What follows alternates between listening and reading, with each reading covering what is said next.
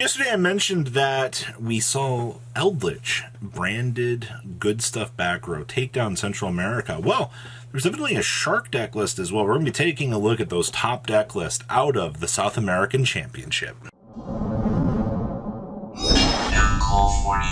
Don't make 30% of you guys are not smashed. So the ever-living crap out of that subscribe button. Smash it so we can climb up the 100K ladder here. The first deck list we're going to be looking at here is Hernan's branded Eldritch list here. Now, actually seeing that this deck has become a lot more popular here and like some of the cool ideas and things that come with it, it's really, really cool to see no Brave package in this list. So that's going to be the first big thing here that'll kind of catch your attention. Yes, we are actually playing Ash Blossoms and Joyous Spring in this particular build. Now, a lot of people look at Eldritch right now and they clutch on to the Lord of the Heavenly Sky Prism for that back row protection, but you don't actually see Lord here at all in the main or the side deck, which I think will kind of take a lot of people by surprise and be like, what's going on? Like, why are we not relying on, this particular clutch? Well, I don't think we needed it.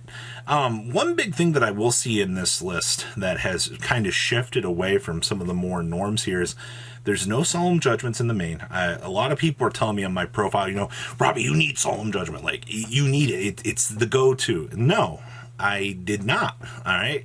It's a good card in the side deck, yes, which you see Hernan has it here in the side, along with the Golden Land Forever to access it, to tear apart those boards. And then we do have the TC Boo in here over the Goza Match. I know a lot of people like to cling on to Goza Match as one of those cards that can kind of make life a little bit better at the end of the day. But once again, it's not something that you need. You do see like a good ratio spread in here.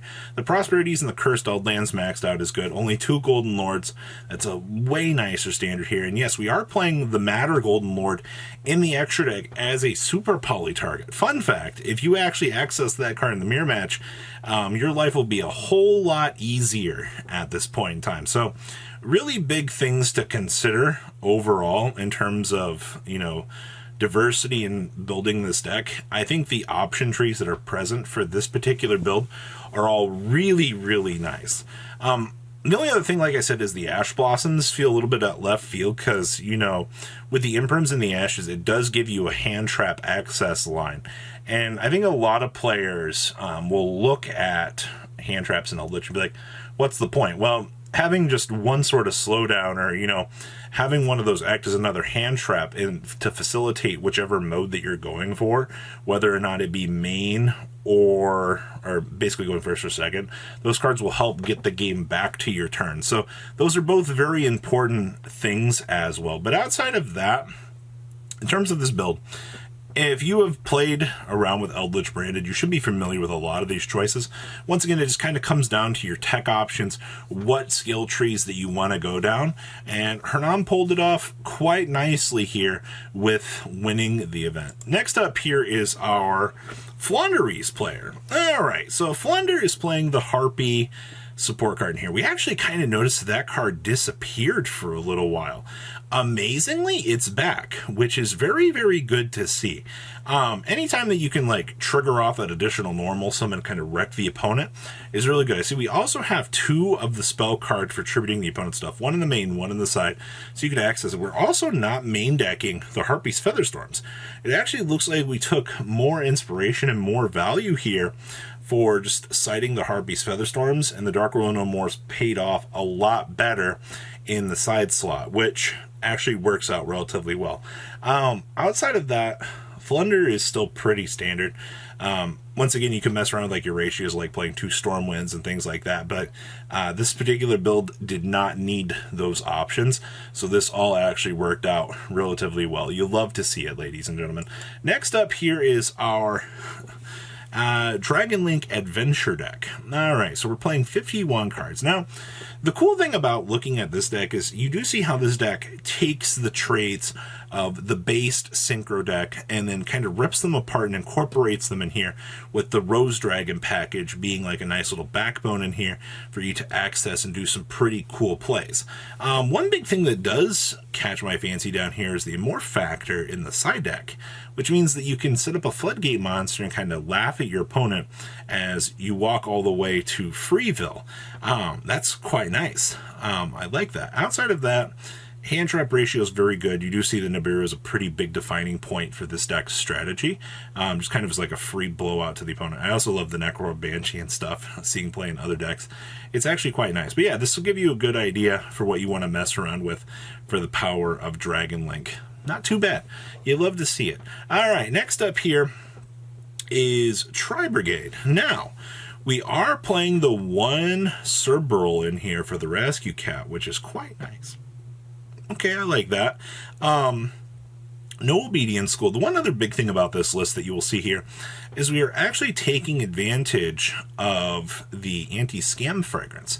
Anti-Spell Fragrance in a deck like this is really, really powerful.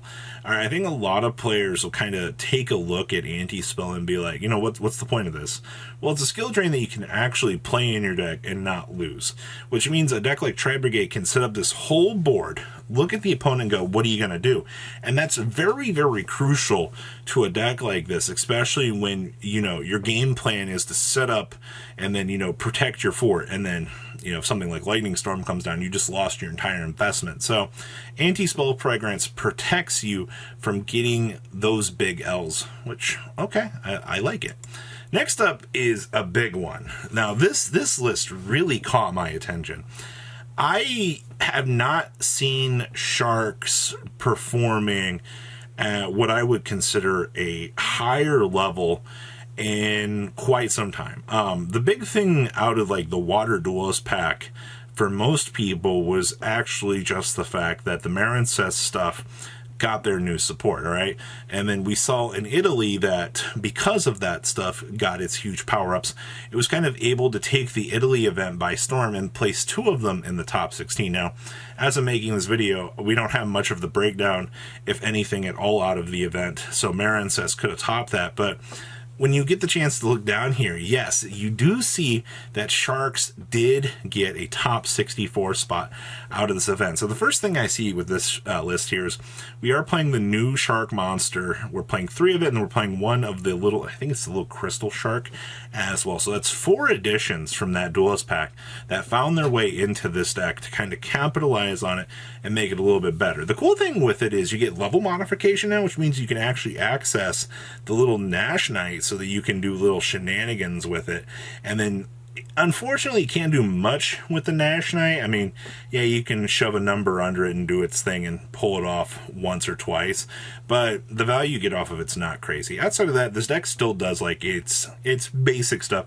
You can access the Crooked Cook to punish the opponent because, you know, Mr. Right Hand Shark gives you that ability, so you get access to the stall game, which is kind of hilarious. And then outside of that, you just do the rest of, you know, Stealth Kraken spawn plays against the opponent. Do not underestimate a Gozen match with, you know, the big Kraken on the field, because everything's getting converted to water and you're floodgating them out of the game, which means they just get auto punished at the end of the day. So overall, not too bad. Now, there was one more list here. This was the second place out of the South American Championship here. This was Diego Vendegas's list here, playing basically Based, which means that Based took on Eldritch in the grand finals of the event, if I'm understanding everything put together here correctly. And now, here's the thing. The Punk package makes this Synchro Toolbox / Link Spam deck crazy. All right, like that's the reason why you've been able to see, you know, just the crazy evolution. I would almost put this deck as like the most powerful primal being in the format because of the boards that this deck generates. All right, like it's nothing really, I guess, easy to handle. Like Psychic End Punisher is the card that players are fearing right now because the minute it touches down on the field, it kind of creates this very unfair game state. And especially, you know, if you're behind after paying some life points, you've already got its protection paid on, and that's kind of where you get with the Punk stuff. You've paid your life points at the beginning of the game, now you set up this monster, now your opponent's got to look at it and go, oh, you know, like, I gotta attack over this. You know, I gotta do something to handle this big monster. And it becomes a big issue that I don't think a lot of players really think is going to be an issue until they're at a competitive event and they're like, oh, you know, like, what am I supposed to do with this? And the answer is, you really can't do much about it. I think that's the big sad part about it, is it just will ruin your day overall. So that is your deck list filled video. out of the South American Championship this past weekend. What do you guys think? Please leave a comment down below. Tell me what you guys think. Make sure you guys smash the crap out of that subscribe button, and I'll see your beautiful faces back here later in the day, guys. Peace out. Patrons, thank you.